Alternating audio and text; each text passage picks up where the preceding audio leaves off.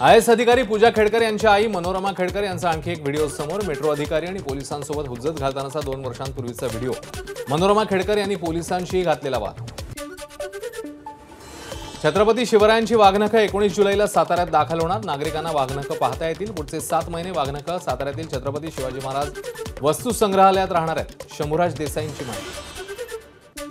अजित पवार गटाच्या शहराध्यक्षांसह 4 पदाधिकाऱ्यांचे राजीनामे। शरद पवारांच्या उपस्थितीत 20 जुलैला पक्षप्रवेश करणार।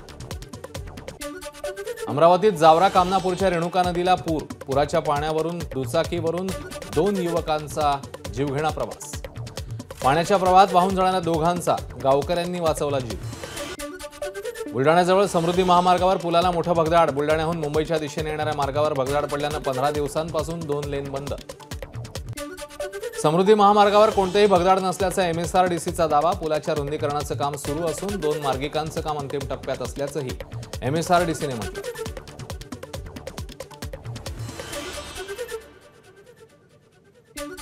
एकवीस जुलैपासून पुण्यामध्ये भाजपचं अधिवेशन। केंद्रीय मंत्री अमित शहा यांच्यासह नितीन गडकरी, पियुष गोयल उपस्थित राहणार। चंद्रशेखर बावनकुळेंची माहिती। विठ्ठल रुक्मिणी मातेसाठी मुख्यमंत्र्यांकडून विशेष पोशाख। विठुरायासाठी खास रेशमी पोशाख तर रुक्मिणी मातेसाठी पैठणी। शासकीय महापूजेच्या वेळी हा पोशाख परिधान करण्यात येणार। मुख्यमंत्री एकनाथ शिंदे यांच्या स्नुषा वृषाली शिंदे यांनी रुक्मिणी मातेच्या सभामंडपात फुगडी खेळून व्यक्त केला आनंद।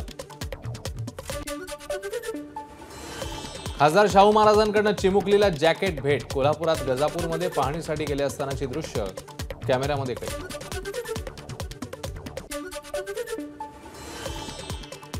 मित्रांसोबत मस्करी करताना महिलेचा 3ऱ्या मजल्यावरून पडून मृत्यू। डोंबिवलीमधली धक्कादायक घटना। मानपाडा पोलिसांचा तपास सुरू।